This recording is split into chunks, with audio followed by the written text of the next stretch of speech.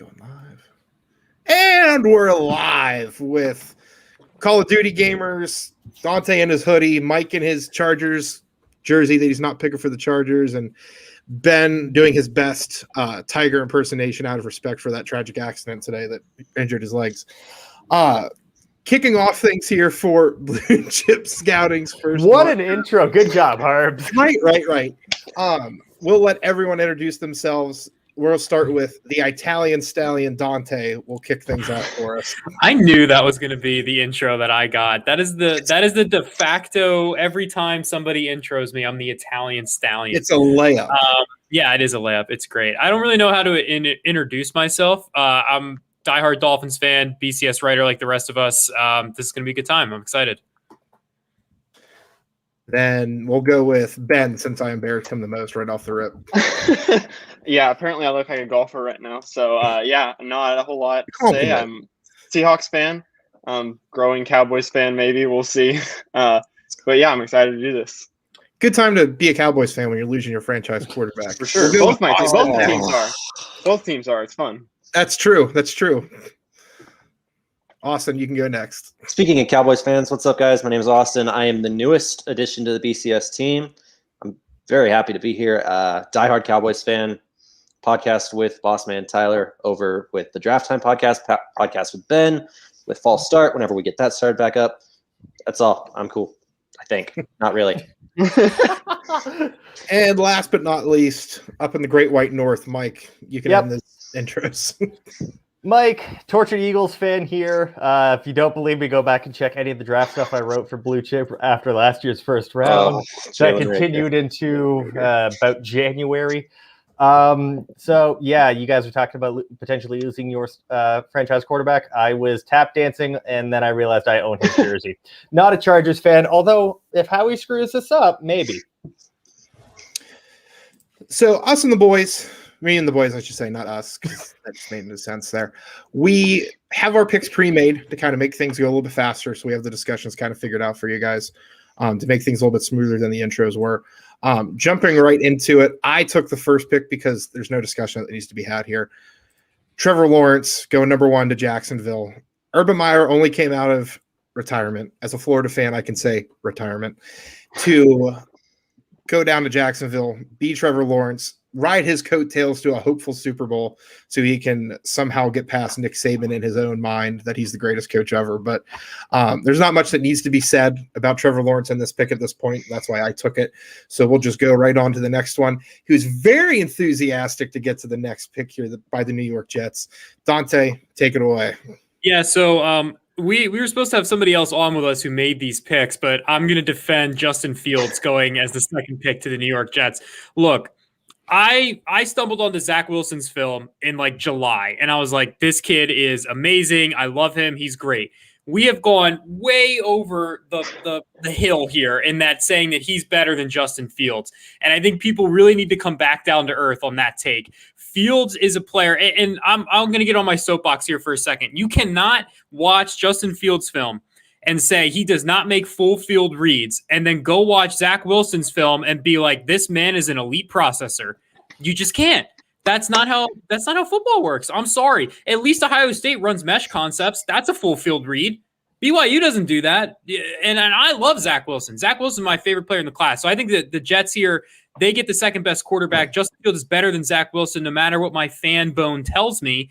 He's got a better arm, I think, in some scenarios. He's got better touch in between layers and to the middle of the field. I think you can do a lot with that. I think he's a better athlete, better size, better level of competition. The narrative around Justin Fields has been twisted into that, like, people have him at QB4, which is just like unforgivable. Like, did you watch the college football playoff? Like, please tell me that the people who have him at QB4 did not watch the Clemson game, man. I mean, just 65-yard bombs to deep post where he's like, looking off safeties.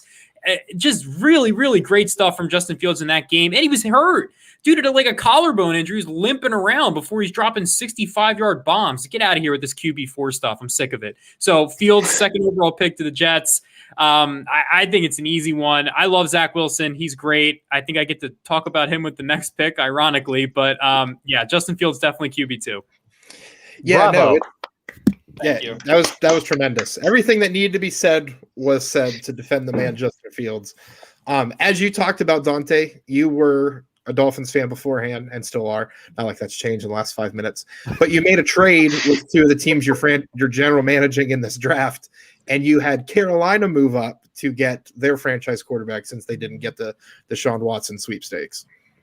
Yeah, I took Zach Wilson with the third pick for the Panthers, trade up with the Dolphins. I think from the Dolphins side here, I mean, I really like Penei Sewell. I really like this receiver class, but I think you can trade back with the Panthers and still get one of those players. We're not doing the actual picks that were made, but I think I recouped like an extra first in this trade. And I think it works out for Carolina. They've been super aggressive in the QB market, either trying to get Deshaun Watson. We've seen them tied to Mac Jones, oddly. Zach Wilson, significantly better than Mac Jones in every tangible way.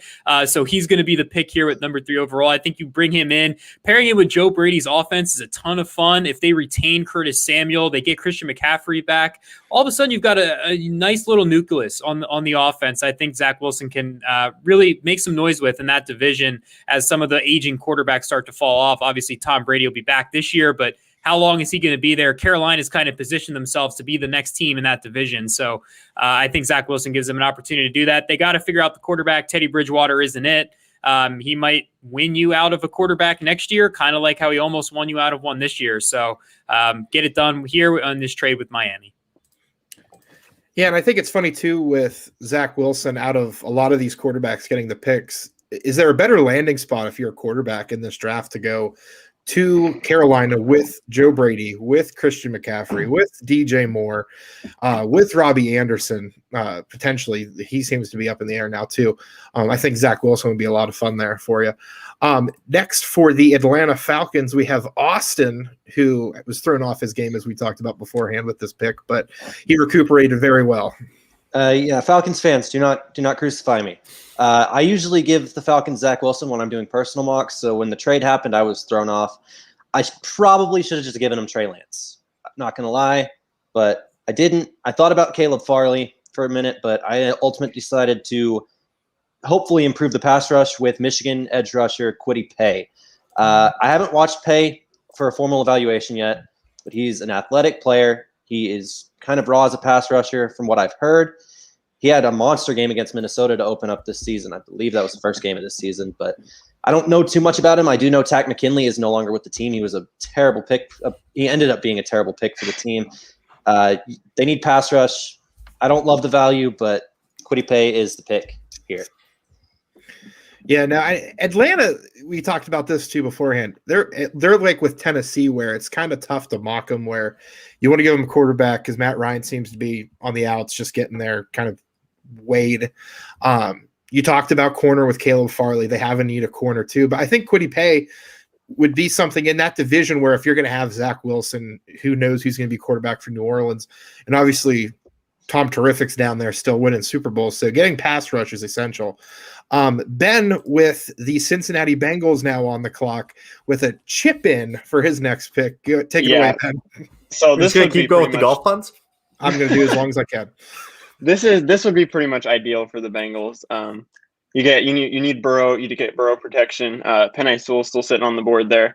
He's clearly, to me, the best tackle prospect in the class. I know there's been some kind of talk recently about Slater potentially jumping in, but it's still, for me, his film at 19 years old is just absolutely absurd. He's going to only get better as he took a year off. Hopefully he took that time to get better and add strength and whatnot. But this is it's too easy for them at 5. I know there's been a lot of trade out talk for them, but if this happens, you sit here and you take him. Yeah. And as a Browns fan, I was always mad at offensive line picks and defensive line picks because they were so boring. But when you have a franchise quarterback like Joe Burrow, who you just saw what happened to him when he had the abuse taken that he did, you talked about it's an easy pick and it makes sense and it's not flashy, but when your quarterback's upright for 16 games, there'll be flash to replace it. Yeah. And I know you have Jonah Williams there too at left tackle. Exactly. And this gets rid of Bobby Hart. Right. And that may ruffle some feathers for some fans, but it's get your best 5 guys out there, figure out the combination later. It's just you can't pass it up. Bengals fans have like a weird love for Bobby Hart. Ben's right. What? Like, no, like it's a thing that exists. But he sucks. Yeah. Well, it's not always that easy, Mike. Sometimes the fans just really like their bad right tackle, and they're just going to stick with him. So, oh boy. Yeah. No. Could not be me. I can't say anything. I'm a huge Jalen Smith fan still. Ooh. Man. Speaking of could not be you, what is you, Mike, is our resident angry Eagles fan, and you are on the clock now at number 6. So there's a number of different ways that I was looking at this, and obviously since the Wentz trade, there's going to be a lot of talk of Trey Lance, which for the laughs would be fantastic because replacing one North Dakota State with another would be fantastic. However, I am not of the opinion that the Eagles need to go in it and get a quarterback, because for me to feel like they got a value at quarterback, you would need to come away with one of the top 2. My top 2 are Lawrence and Fields. You'd have to trade up. This team is broke, like flat broke, like first-year college student broke. So they cannot afford to lose any draft picks because they can't afford to bring anyone in the door. Like, I'll pay, I'll play for you, but I'm gonna need more than like a sandwich and a bag of bag of Snickers. So I looked at this quarterback off the board, not taking the 4th option at the 6th overall pick. Give Jalen Hurts a chance. Need to get him a weapon. Best receiver on the board, Jamar Chase. Yeah, I think it's funny, and I'm involved in the fantasy community as well, as we all know, and mock sometimes. But Jamar Chase, for me, is still a top receiver in this class. I know a lot of us, I think some of us feel the same way. Some of us may not. It's hard to say how. It's so close between the top 3 in my mind. And it is. Yeah. I don't think there's a wrong choice for Philadelphia just because you have Rager there. So literally don't say that name. Don't say that name. I was on live draft coverage when he was drafted and needed to leave the room. Right, exactly. So it's not that bad. Would you stop? You're so dramatic about Justin Jefferson. It's not that bad, but then you could have thought they had Justin Jefferson. That's true. That is true. That's Mike, just drop it, okay? That's what Jalen Rager would do. I was going to say, roll Jalen Rager and drop it. We're on to the 7th pick here, and I'll be honest with everybody. I'm picking for Detroit here. I thought to myself, who is going to be the most likely to bite a kneecap that's on the board? This is going to be the joke the whole way through, as long as Dan Campbell's head coach. We all just have to deal with it. It's just like we still have Bernie memes, we're going to have kneecap jokes. So I thought, out of everyone on the board, who's the most ferocious, who's going to make an impact right away for Dan Campbell? And I really think it's Micah Parsons. And I think this is a pick that, even if Matt Patricia and Quinn were still there, I think this would be the pick as well, because you're still trying to build that identity on defense. You have Jared Goff and whatever that offense is going to be with DeAndre Swift and whoever they can manage to re-sign it or franchise tag at wide receiver. And you got TJ Hawkinson at tight end. But I think defense, especially in the NFC North, you've seen what it can do, where even if you get okay quarterback play like Chicago has, that defense is able to get them through playoff contention through 12, 13, 14 weeks, even with the record that they have. So build up that defense. It's the NFC North. I'm going with Micah Parsons.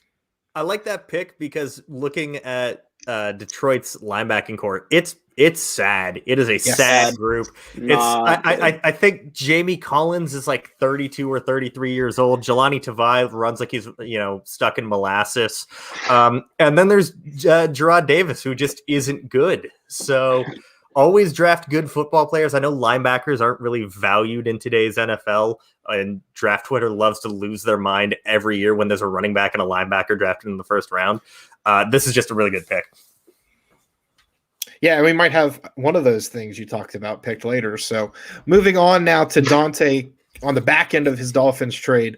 Let's see what he does here, since it seems they're keeping Tua. So let's see if he does anything for him. Yeah, I'm keeping Tua. And one of the reasons I'm doing that is I did this thing during the year where I posted a video of every single Tua throw that he made the entire year. And I did analysis of it. And one of the things that stuck out to me is that all of the Dolphins receivers couldn't separate from a statue. So I decided to draft Jalen Waddle here with the 8th overall pick.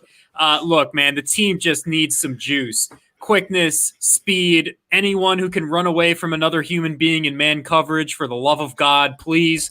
So I went with the fastest guy in the draft, just elite burst. I mean, a true game breaker. And he's got that chemistry with Tua. If this team really, they're talking about switching to be an RPO heavy team. If that's what they want to do, tremendous. Imagine drafting the best RPO quarterback of all time and then running no RPOs in his rookie season. Could not be me. So if that's what they want to do, I would love that. It would be great. And I think Waddle helps them do that personally. And I think I trade back here and I get wide receiver 1. I know we talked about Jamar Chase, but Waddle's my wide receiver 1. So if I'm a Dolphins fan, you guys might be yelling at me. I understand. I'm worth yelling at. But I think getting Waddle here with an extra first-round pick, I mean, I don't know, man. I think that's perfect. So I'm feeling good about this one. We help Tua out. We get the offense some juice. I think all around this is a home run. Before we get into the analysis of the pick, I just want the folks watching. We are actually like this. This isn't us putting on an act. We're all just no. Yes. No, this is the BCS group chat in a nutshell. It's amazing. It's just chaos. But it's always happy chaos. Yes. It's nothing where Yes, of course. we're all going into our own little corners and slamming the room and screaming into a pillow. So on that note, number 9, the Denver Broncos. Austin, take it away. All right, before I break my heart here real quick, I'm going to just put it out. If any one of you guys followed me last year, I was all in on Grant Delpit in the second round to Dallas. That is me with Caleb Farley in the first round this year, but I'm giving him to the Broncos here. Caleb Farley is a very long, athletic, physical cornerback. He's very physically talented.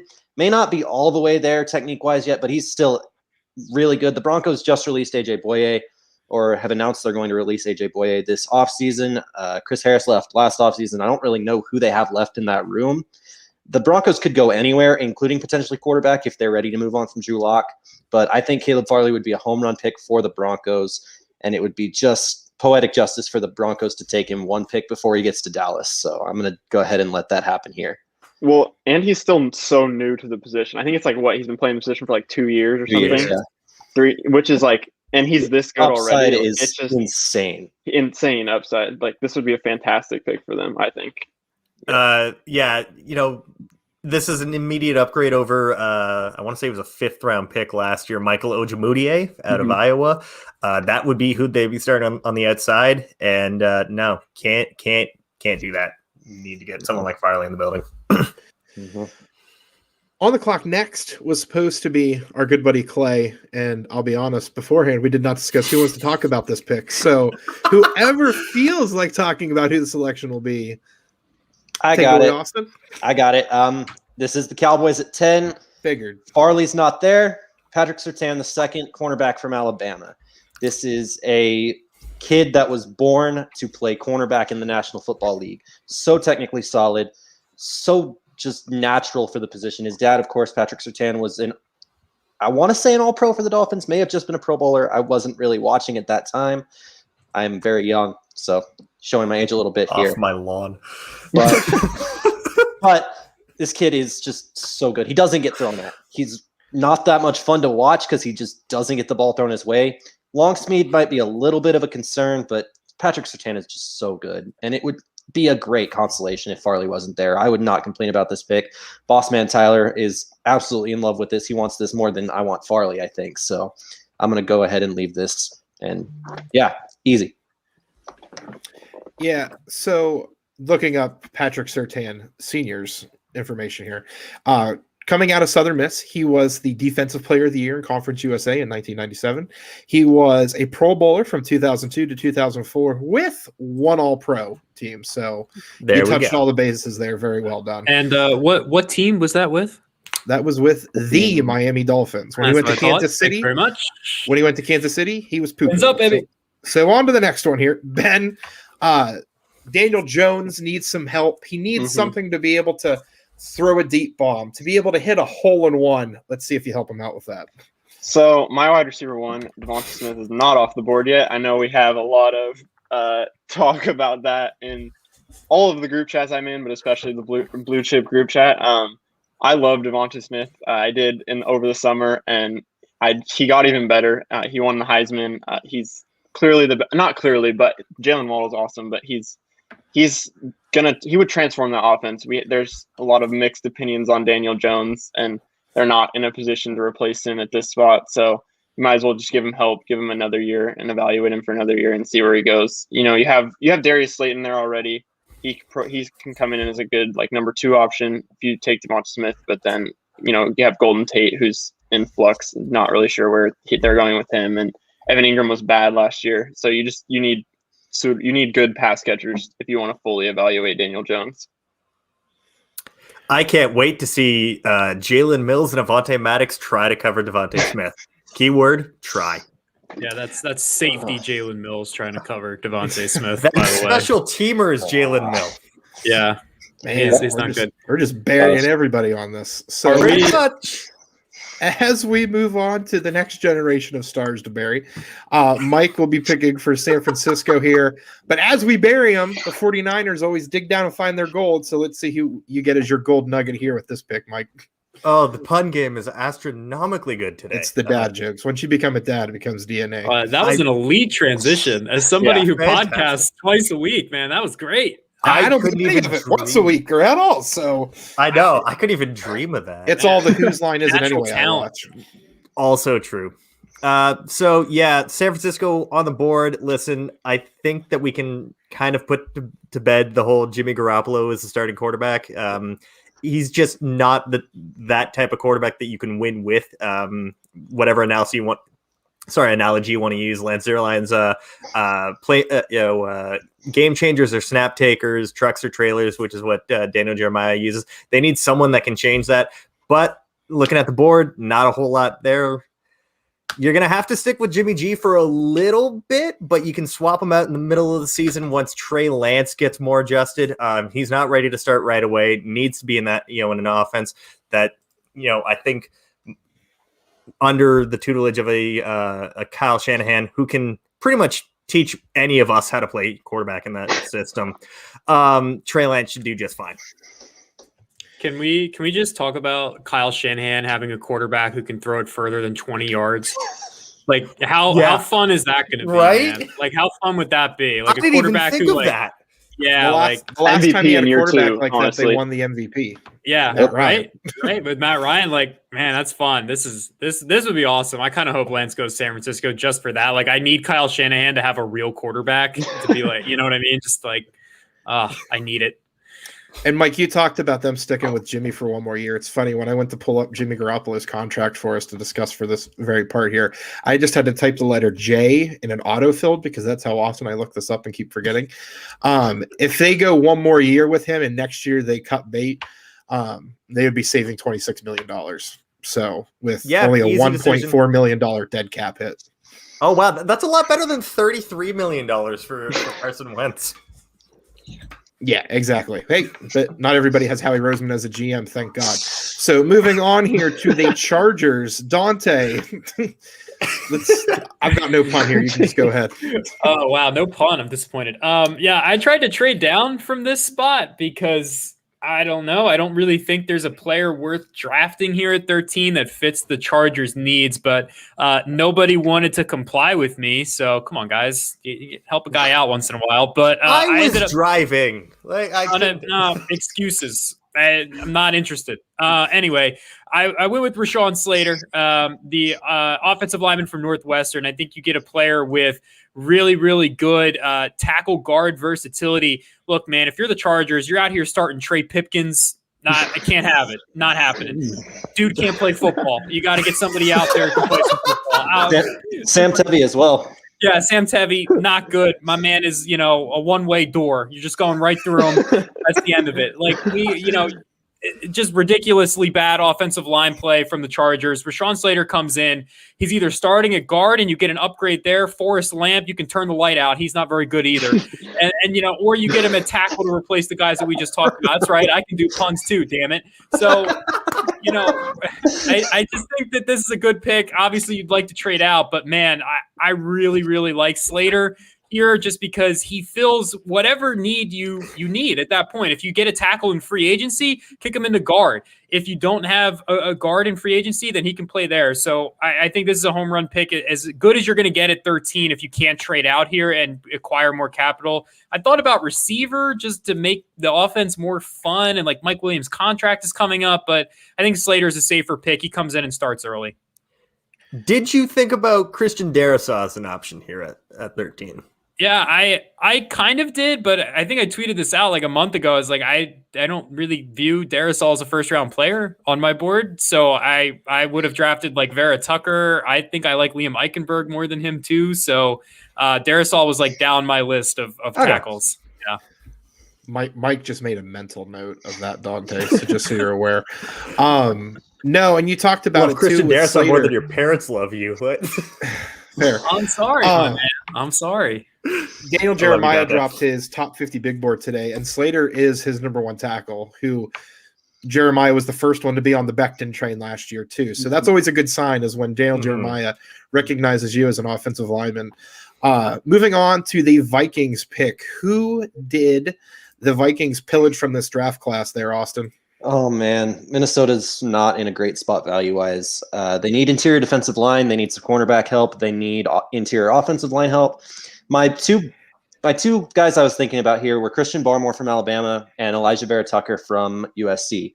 I ended up going with Barmore just because I like him a little bit more personally than Vera Tucker, and I think the defensive line is more valuable than the guard spots. So, and I do view Vera Tucker as a guard primarily. Barmore is a high upside guy. He's kind of raw. He is really just brain work with me, please. Okay. He's Rashawn Gary. Apparently he's Rashawn Gary. I don't remember all that much from that class, but Harbaugh says he's Rashawn Gary, so which makes me really confused because I did not like Rashawn Gary. He's pretty decent hands. He's got a high motor. He needs some time, but y'all were starting Shamar Stephen last year, unless I'm completely making that up. But you need help there. Barmore, Vikings. I think this is probably his ceiling on where he could go in real life, so why not? And I will say, too, the Rashawn Gary comp, it's not a comp. It's just as far as Gary in that class was all over the board. Like I remember Matt Miller being very, very high on him and Connor Rogers being very, very low on him. And there were so many people in between. And I feel like Barmore is kind of the same boat here. Tremendous potential. Like with Mike Zimmer, the way he developed Geno Atkins in Cincinnati, if he could do the same thing with Barmore in Minnesota, I think it'd be great. I am picking for the evil empire that is Bill Belichick and his New England Patriots.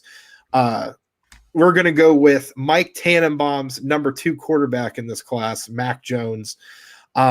We've seen what Josh McDaniels can do with average armed quarterbacks. I love you, Jared. That was not Cam last year. I think Mac Jones with just stating the facts. Mac Jones, I think New England's going to be really, really aggressive. I've heard that from a couple people that I know that are more familiar with the Patriots and everything with that. I wouldn't be surprised because they finally have cap space for the first time in forever. Wouldn't be surprised if they get a tight end like Hunter Henry, who's there. I wouldn't be surprised if they go over or after one of the receivers like Chris Godwin or Allen Robinson and pay them. And then that frees you up to kind of build the offense in this draft, which I will be doing here with these picks. And obviously the first one here would be Mac Jones. If you have Mac Jones, Hunter Henry, Allen Robinson, that offensive line is solid. I think with McDaniels, like I talked about, Brady's arm's not the best, but we saw what he was able to do. And I'm not saying Mac Jones is Tom Brady. I am just saying you can do and have an efficient offense with an average armed quarterback. And so with Belichick being desperate at 68, 69 years old, whatever age he is at this point, the clock is ticking on his coaching career. He wants to get more Super Bowls. He wants to prove he can do it without Brady. The boulder's there. Mac Jones is the pick. And then moving on here to 16. Oh, look at that. I'm up again for my second favorite team, Arizona Cardinals here. Patrick Peterson's on the outs here. They're not really having anybody opposite Byron Murphy, who's been very, very well. They love going to the Pac-12 corners, but they're going to go down south. And I think this is going to be perfect here. And this is what better happen on draft day is I want Joe Horn to be sitting next to his son. And when I want J.C. Horn's phone to ring, he needs to pull it out of his sock and hand it to his son and be like, "Hey, son, the NFL's calling this you. Is fantastic. I'll pay the first fine you get." So that's all I've got on this JC Horn pick at this present moment is just the presentation. Anybody else want to add anything? Go ahead. Yeah, this is a pick where there's always that one like every year where you can just kind of see it, months coming. Like Patrick Queen of the Ravens just seemed to make so much sense last year, even though that at the time no one thought that was really a possibility. JC Horn to Arizona just makes so much sense. It's a pick I've openly said is just going to happen in every mock draft I have to do. And I even wrote about it when I wrote about the Cardinals the other day. That, with them, I mean, Robert Alford is making $7 million this year, and he hasn't played for them in 2 seasons. Wow. So with that, getting him off the roster, losing Patrick Peterson, just get JC Horn. Does anyone here have Horn as CB1? No. I'm a CB3. 2 for me. 2. Okay, yeah, he's 3 for me. I have first round grade on all the top 3. Yeah. I was just curious though, because Horn CB1 is something that I've seen a lot on the TL this week, so I wasn't sure if we had any truthers here. The top 3 is pretty much interchangeable. I feel like they're all great. I mean, I personally have Barley at like a small like a more significant margin ahead of the other 2 just because of the ceiling, but like they're all potentially great. So moving on here to the 17th pick for the Las Vegas Raiders. A little bit of a gamble here with this pick. Ben, take it away for your no golf analogy draft selection. All right. We're switching it up this time. All right. I'm taking Azeez Ojulari. I'm going to say that's pronunciation. That's correct. I will say yes because I have no other way to say it. They have Cleveland Farrell and Max Crosby on their roster right now. Farrell's been pretty much a disappointment so far. I mean, I think most of us kind of saw that coming when they took him at 4, I think. Is that right? That early? It was way too early. 3 or 4, yeah. It was anyways, but they need help there. I really like Ojulari. He's my edge 1 right now. I haven't done pay. And I'm not as big on Phillips as some other people are, but I think his hands are fantastic. He can bend, he can do what you want, and he'll be a high floor, potentially high ceiling player. I just think it's too good for them to pass up right now. I passed on someone that we're going to get to at the next pick that I'm kind of regretting right now. And Dante will talk about that next, but yeah. Yeah, I was also mad because at 15 I would have made this pick as well, but I'm so used to him being gone early that I was like, oh, okay, whatever. I'm not even going to bother. Yeah, he's not there. I was like, he's not there. I'm not even going to think about that. But who knows? We've only sat a handful of first round people at this position. I won't spoil it because Dante has his big blank eating grin on his face. Take it away here, Dante. Yeah, man. I got lucky. I had Florida tight end Kyle Pitts fall to pick 18. And like, I'm sure Dolphins fans, if any of them are watching right now, are screaming, how dare you pass on Najee Harris? Look, guys, running backs are bad. They're not first round picks. I'm not going to do it. I get at least one personal message or a DM a day from a Dolphins fan asking me why I don't ever draft Najee Harris in the first round. It's because running backs don't matter. And I don't know how many times I've told you guys that. Kyle Pitts, another guy who can separate from statues, so a much needed improvement. Basically a receiver. It really is what you use him as. Use him as a slot weapon. Line him out there, a mismatch guy against linebackers, safeties. Him and Mike Gesicki, man, that's a ton of fun. I think you can line both of them up at all 3 tight end spots, and you can confuse the defense. You can run a lot of 22 personnel or 21 personnel if that's what you want to do. Pitts is an elite downfield weapon. He's going to separate from guys really, really quickly underneath.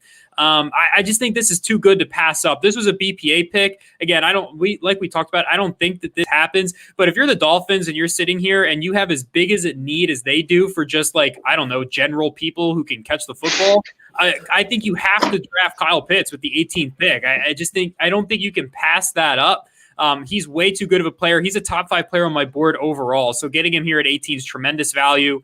You can label him a wide receiver. He'd be the highest graded wide receiver in this class for me if he was a wide receiver. So that's where I'm at with it. I think if you're the Dolphins, man, Waddle and Pitts, I think that fixes the offense really quickly. And if you want to talk about young cores too, like they're talking about signing Aaron Jones in the draft, in free agency. Which if they give a $16 million contract to Aaron Jones, I'm gonna literally freak out. We can come back on stream and just listen to me cry for 10 minutes. I literally will be so upset. I don't understand how any team could logically look at every running back contract that's been handed out the past 4 years and go, yes, that is the way I want to build my football team. So like ours will be different. Yeah, ours will be different. Why? Aaron Jones isn't even that great. He's not Christian McCaffrey. agreed. You're like, come on, I don't know. Well, Yeah, so we'll live in a world where we make Dante happy. And think about this young nucleus on offense, potentially. You'd have Tua, and you could have Aaron Jones or Javonte Williams, say, or Travis Etienne, somebody like that. Then you have receiver you got earlier, Jalen Waddle on the outside. And then you have the dual tight end set you can go with Gesicki and Kyle Pitts, or you could even just put Kyle Pitts at tight end or wide receiver and just let Tua create everything and prove he has a better arm than Mac Jones. And then he can text Devontae Smith every Sunday afternoon after the games. Speaking of being petty about things, the Washington football team is on the clock. I don't know why they're petty, but Mike, you can take it away for this pick. Well, for those who may have read my weekly articles in terms of the predictions, I tried to find as many funny ways of getting around the fact that they don't have a team name as possible. So with the 19th overall pick, the name redacteds would love to have, say, a Mac Jones fall into their lap, because at this point, I think Alex Smith is due like a ridiculous sum of money. If I can't remember the exact numbers, but I know that it's pretty hefty. It's too much. And, Dwayne Haskins did not work out. Taylor Heineke, shocker, not it. So quarterback would be great. Kyle Trask is going nowhere close to this pick. So that had to not happen. But whoever is there for the team located in the beautiful suburb of Landover, Maryland, does get a weapon to throw to. They need a number 2 wide receiver behind Terry McLaurin. They need someone that can go up and get it. Jump ball receiver, nice, physical, good hands, possibly the best hands in the class. Rashad Bateman out of Minnesota. Yeah, and you talked about the Alex Smith contract. I pulled that up from the Jimmy G one, and Jimmy G's only going to make $1.5 million more thanAlex Smith. So, oh my god, Alex Smith is a nice $24 million cap hit so far. So, and I think too with this pick, even if you have Alex Smith there for next year, I think you've got to give him as much help as you can, because obviously the passing attack's not going to be fantastic. And you talked about Tyler Heineke. I don't know what he's going to be either way. And you talked about him not being in. It just depends on what side of the aisle you talk to. So moving on to the next pick here, 20 overall. This was also supposed to be our guy Clays, who's not on here, unfortunately, due to technical difficulties. But I thought, who better to talk about this pick? Mike, take it away for the Chicago Bears. Well, looking at Chicago, if I have to, just give me 1 second. I have to pull up their offensive tackles are so bad, I have forgotten who they are. I just pretend Kyle Long is starting at both tackle positions and go with that. Hang on. I want to say Bobby Massey is one. Yeah, I was about to say, I think it's Bobby Massey and Charles Leno and Bobby Massey. And if those are your starting offensive tackles, good luck to whoever your quarterback is. Neither of them are good. Both of them are expensive. I think at least one of them you can cut without getting tremendously raked over the coals in terms of dead cap. This has to be Christian Darrisaw. This is my offensive tackle 2. I have him as a top 10 player in this class. Sorry, Dante, you can just go be mad in your corner over there. This is a guy that I was high on really from the get-go when we're going around June. I think he entered the season for me in around the top 50, kind of had that meteoric rise. This is the guy that is really technical in terms of his pass block set, but he really changed a lot in the run game this year. He went from kind of being a little bit more passive to being just a straight up mauler. Watch the North Carolina game. He throws Chaz Surratt about 10 yards on a run play. Have fun, Chaz Surratt. He gets to go out and do that to Jelani Tavai when they face Detroit twice a year. Yeah, no, I knew Darrisaw would just be perfect for you, so that's why I didn't want to deny you the excitement and privilege to talk about your favorite prospect in this class. Now on to everyone's favorite GM, Chris Ballard, aka Austin. Who do you have the Indianapolis Colts taking? All right, first of all, I got to apologize to Bears fans because in the reality, they're going to take Kyle Trask with the first pick. Even funny, Can't wait. even He funnier would be a than first that, round pick, and I would be justified. So I'm fine with it. Whether he's right, good or bad, doesn't matter. He's first round pick. You know what's funnier than that? With the retirement of Anthony Costanzo, the Colts are starting Chaz Green at left tackle right now. Is that the former Cowboys That's backup? the Cowboys tackle who gave up 6 sacks to Adrian Claiborne. Yes. I was just about to say that. So, with that said, there's been talk of potentially moving Quentin Nelson to left tackle, but if you're going to do that, you got to get a guard in place. Elijah Vera Tucker from USC. I talked myself into really loving this fit. I don't think he gets there in reality, but he's there. He's got great hands. He's a pretty good athlete. He needs to get stronger, like most USC trench guys do, but he's a good player. This gives you versatility. If you want to play him at tackle and keep Nelson at guard, you can do that, or vice versa. Kick Nelson out to left tackle and get Chaz Green as far away from your starting lineup as possible. Elijah Vera Tucker to the Colts makes a lot of sense here at 21. If you're going to draft Elijah Vera Tucker, I think he's just going to play left guard. You just keep him at left tackle. Normally, you would have him play guard, depending on where he goes, because he played guard most of his time at USC. But if the options are have someone that played left tackle at USC or move Quentin Nelson to tackle, just keep Nelson at guard. I have a really bold Vera Tucker take. I just finished writing him up before we got on. Oh, I think he's the best offensive lineman in this class, not named Penei Sewell. Oh, that is my bold Vera Tucker take. I literally just got on his film like an hour ago. So I came right off the film with a hot take, but he graded out as like a top 20 player for me in this class. I think he's really good guard tackle versatility. So I think this is a great pick, honestly. His film's a ton of fun. He really is. He's a mauler, man. I really enjoyed it. He's so good. Yeah. This offensive line group in general seems to be pretty fun. It's so deep good too. So good.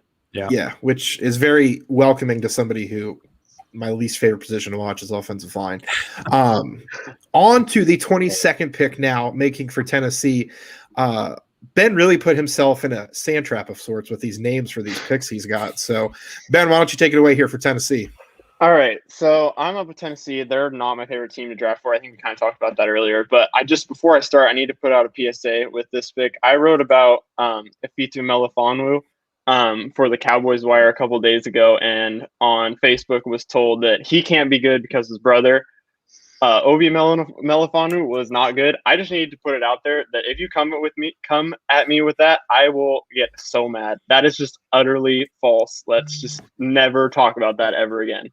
Oh, Facebook, Anyways. Twitter, or, draft Facebook, Facebook, Twitter. Facebook draft Twitter. Jesus. No. Facebook draft Twitter. And that's why Patrick Surtain's only going to be good is because his dad was good. So Right, exactly. But anyway. Yeah, so I love Ifitu. I know he's kind of mixed on him. I have a first-round grade on him. I think I'm considerably higher than consensus on him, but he's so fluid, such a high-ceiling guy who I think you have Adoree Jackson there right now. I think I've seen Malcolm Butler is maybe on the outs there as a cap casualty, but so getting a guy like Ifitu who would then come in as the number 2 corner and be able to kind of ease his way in, I just think that would be a great fit. He's ultra athletic. He's a great player. I'm really excited to see what he does. As long as Tennessee comes away with an edge or a corner in the first round, their fans should be happy with that. Mm-hmm. Or maybe a right tackle to replace Isaiah Wilson. Yeah, that was the other one I thought about it. I almost thought about a tackle, but they should draft Najee Harris and pair him with Derrick Henry and just run 2 running backs on every single play. That's the triple option with Ryan Tannehill. Yes. Former wide receiver Ryan Tannehill. There you go. Yeah, he's a great athlete. So I don't know. And I'm glad that we got the godfather of blue chip scouting, Dalton Miller's son, into this first round of this mock because I feel like it was only fitting. Moving on here, we had another trade here. New Orleans moved up to the Jets pick at 23 because they saw somebody they really wanted. Austin, again, we're going to keep the names rolling here. Why don't you talk about your pick you made? Yeah, we had another faller here. The Jets were gracious enough to let us come up. We were trying to trade with the Titans before, but couldn't get the trade offer out fast enough before Ben took Melifonwu. The Saints need a linebacker. I think at least I was very surprised last year when they didn't take Patrick Queen and opted for Cesar Ruiz instead. So we're going to give him a guy who can play linebacker, in my opinion.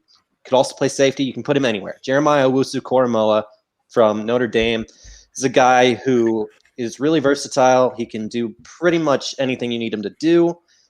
They are going to have to get good football players in here with their cap constraints. This is a really good football player, good enough to go up and get. He shouldn't have been there, went up and got him. Similar situation to the Eagles where they have absolutely no money and a lot of holes that they need to fill. And when I say absolutely no money, I think they're at around $40 million over the cap, whereas the Eagles are $33 million over the cap. It's going to be a depressing little while over at the Big Shots podcast as Devin and I have to watch as our teams have absolutely no money and a lot of holes to fill with that zero money. Yeah. Devin's Saints have I don't believe the salary cap's real, but they've basically made a hut inside their room for the boogeyman that is the salary cap to exist. It's so bad. Negative 69 million. Yes, is it exactly. 60? Despite how nice that number is, it's still awful. 69 and a half. Oh my goodness. And I think they're gonna cut Quan Alexander and then some other linebacker. So I mean, this makes a lot of sense for them in terms of that. Moving on to 24, we'll be talking about the fan base that has thrown beers on me and is still the only fan base to throw beers on me. Pittsburgh Steelers, you are up here. Mike, make the pick. Oh, the classiest organization in all of professional sports. To get my dig in. Especially when it comes to those from Cleveland. And whether you're 12 years old at Heinz Field with a Brady Quinn jersey or not, you still get beer dumped on you. First of all, what was 12-year-old Harbs doing wearing a Brady Quinn jersey? I don't know, but I think you deserved it if you're wearing a Brady Quinn jersey. Listen, he was the second coming, and Derek Anderson got in the way, despite the 10-6 season. We're blaming Derek Anderson now. 100%. That's where we're at. Now, former Ben, Derek Anderson was a quarterback for the Browns. I know because you're like 13, but not 13. Anyways, Pittsburgh's on the clock. So, I mean, Pittsburgh, I tried to think of who could be like the most unlikable players in this class because that seems to just be who Pittsburgh goes for. Look at Juju Smith-Schuster. Look at Edmonds. Chase Claypool. That wasn't very Canadian of you after getting eliminated by the Browns there, eh? But at the end of the day, I think Alejandro Villanueva is a free agent. So there's likely a chance that there's going to be a hole at the offensive line. And kind of like how I said, earlier, with the player where you can just envision them in that team's jersey already. Tevin Jenkins, the offensive tackle from Oklahoma State, is that. Kind of a more potential over film guy. But I do think that NFL teams are going to like him. And I think that he fits perfectly what the Steelers look for in an offensive tackle. And I can knock Pittsburgh all day, but I honestly, Mike Tomlin and his staff is tremendous. That's the one thing I hate about the Steelers is how likable Tomlin and his staff is, because you talked about it with offensive linemen. That's a perfect pick for them because Jenkins can be coached up. Just look what they turned Marcus Gilbert into before he went over to Arizona. Alejandro Villanueva, the Pouncey got a Hall of Fame career arguably out of him. So I think Tevin Jenkins would be a fantastic pick for Pittsburgh. I legit thought you were just going to go, I could talk about Pittsburgh. No. I really could. I thought you were that was how we were going to finish that sentence. I'm a bigger Tomlin fan than I feel like the Steelers nation that I live around hour and a half north of Pittsburgh is. Every time they lose, they just want to fire him. So it's fantastic. Moving on. It's worse here, believe me. 25 here with Jacksonville, their pick they got back from the Rams, who won't be making a first-round pick till my kids are out of college. I'm going to give them a true starting tackle to go opposite of Trevor Lawrence's blind side because he's so used to solid offensive line play at Clemson. Give me, as I'm 2 picks behind on throwing the ticker up, Jalen Mayfield here out of Michigan. He's somebody in the summer I was really, really big fan of. I've watched his tape back a little bit since then. Still like what I see out of him. He may not get a first round grade, but it's one of those things where you have a need opposite of a franchise quarterback. And I think it'd be extremely fitting for Ohio State Urban Meyer to take the one of the few good players that Jim Harbaugh is able to produce in the first round, despite he probably won't talk to Jim Harbaugh when he makes the pick. So going on here, I have the next pick here, 26, was the Cleveland Browns pick. We traded that, much to Tyler's dismay, off air. I traded it for Stephon Gilmore because I'm tired of being torched offensively through the passing game, through the air. Pat Mahomes is dumping every little thing off, and we couldn't even stop Chad Henne in a playoff game. But I'm going to stay calm, and we're going to be okay. And with that, New England is going to go back to the Alabama pipeline, and they're going to go with Dante's favorite thing, a first-round running back, pair Najee Harris with Damian Harris and Mac Jones. Run the triple option for all I care from Bill Belichick's dad's days at Navy and win the AFC East because it's theirs to take. Not really. It's going to be Miami's or Buffalo's, but still it'd be a lot of fun to see Alabama kind of have their own thing there in the backfield with Bill Belichick. Nobody wants to add anything to my little rant? Fine. We're moving on. No. It's good. It's good. Dante is up for Baltimore. Ozzie Newsome and Eric DaCosta have moved on. Now Dante is in charge of Baltimore. The retro Cleveland Browns. Take it away. Yeah, I went with a receiver here. I went with Terrence Marshall, the wide receiver at LSU. I think you got to get Lamar Jackson. They've been trying to get this type of player for a while now. Like last year it was like Miles Boykin, and like they have Willie Snead on the roster. They're not very good. So I went with Terrence Marshall here. I think you get a player who's a really, really good vertical route runner, a good vertical separator, good hands. He's a catch point player. He has good size, nice catch radius as well. I think you get him in. See, our only Ravens fan in chat is happy. So you know what? I'm counting this as a win. I think you get him in there, man. He's going to work well with Lamar. I think Lamar wants to push the ball down the field. I think, you got to get Greg Roman to, I don't know, maybe do something besides bang his head against the wall in playoff games against 9 in the box. But maybe having a good receiver would help them do that. So I think you get Terrence Marshall here, fits perfectly with the offense, fits perfectly with Lamar Jackson. The receivers are going to start coming off the board here. I think at the back end, I'm pretty sure we go like 3 in a row here at some point. So getting Marshall was imperative. I wanted Bateman to fall here, but he went to the Washington football team at 19, which was kind of wild. So I think Marshall's the best I was going to do. This team needs someone that can actually catch consistently and isn't only known for their speed. Yeah, I mean, like Marquise Brown is cool. I'm from Hollywood, Florida too. They don't call me Hollywood Dante. You know what I mean? If you're going to call it, look, man, if you're going to call yourself Hollywood and you're going to be a receiver, you got to put up 1,000 yard seasons every year. Like that's, you called yourself Hollywood. Come on. He's got to be better than that. So Terrence Marshall. Dante is now Hollywood DC to me for the rest of his life, just so we're all clear. I'm on board with that. Okay, fair enough. Moving on here to, and Dante's going to be on here, or Hollywood's going to be making this next pick here as New Orleans did their trade up, with the Jets. This is now the Jets pick. It seems like you talked about that wide receiver run. That's what's you started here with your last pick, and we continue here. Seems like you're unfortunately moving on from my favorite receiver in last year's class and Denzel Mims. Take it away. Well, I don't think we're moving on from Denzel Mims. I think you get to pair wide receiver 1 Denzel Mims. We're moving on from.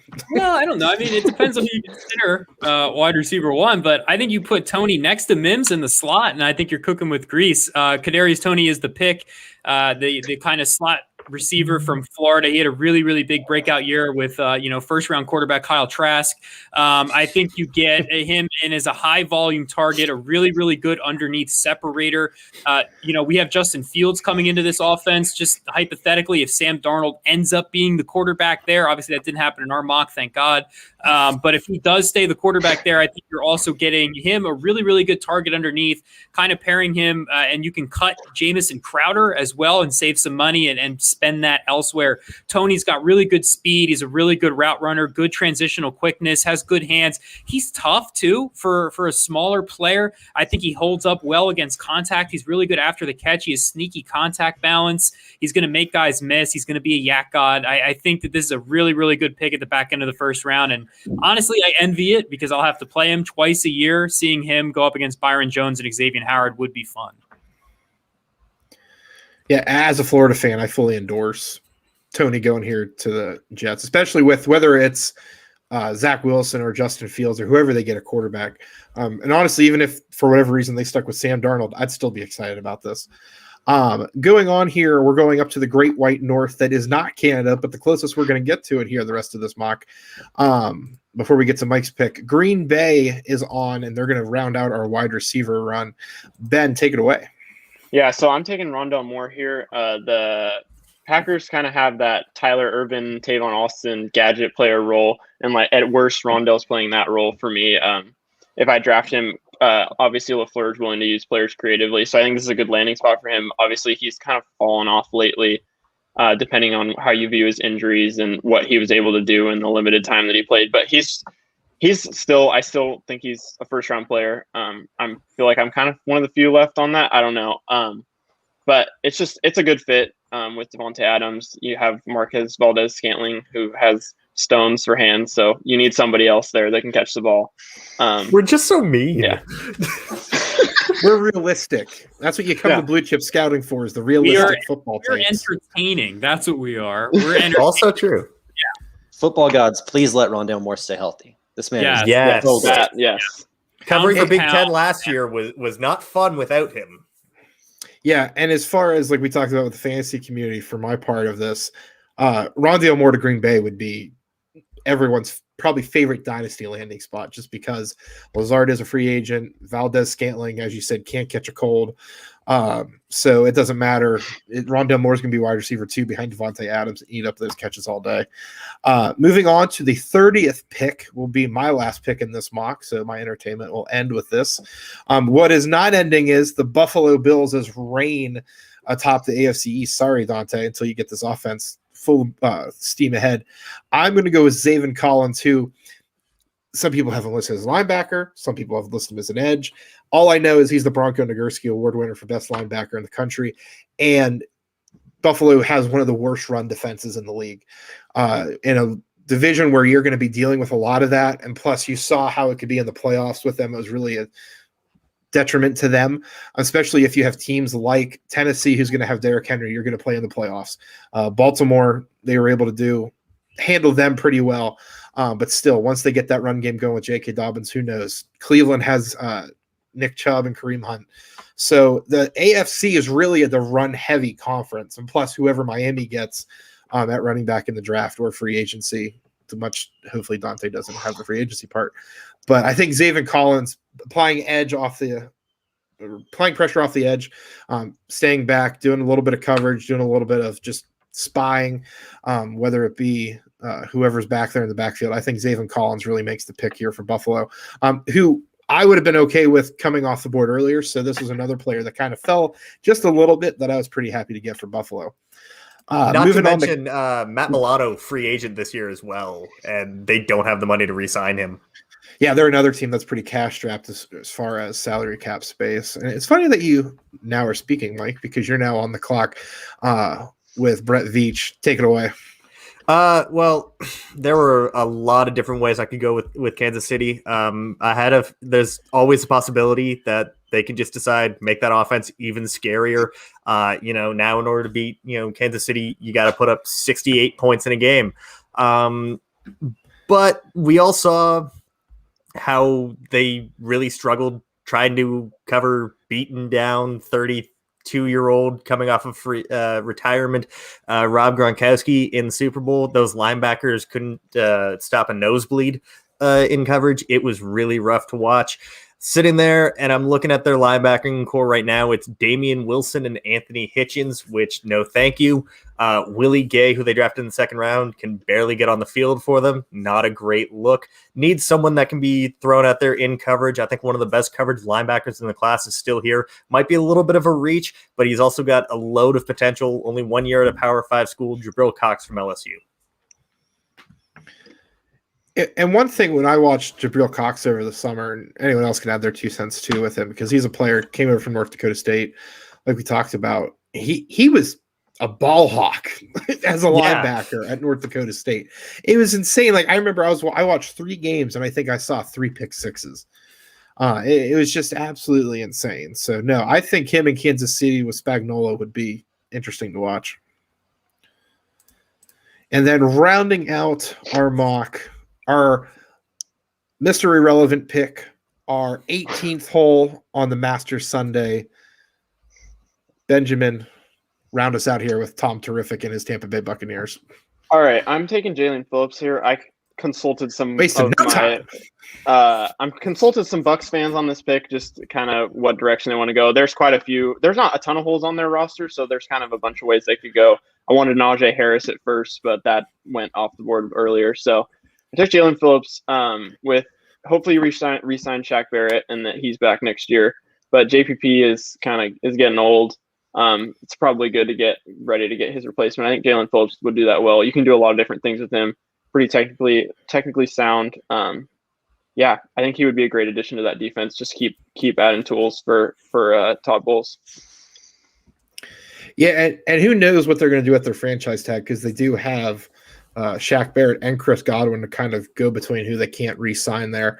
I'm sure one of them is going to end up with it. So say they tag Godwin, Phillips I think would be not an exact shoe-in, but I think he'd probably fit in seamlessly with that defense. Any closing thoughts, funny comments that we kept to ourselves, or anything that you thought I did that really highlighted the show or yourself? I really appreciated the golf puns. Really appreciated that. Well, I'm glad.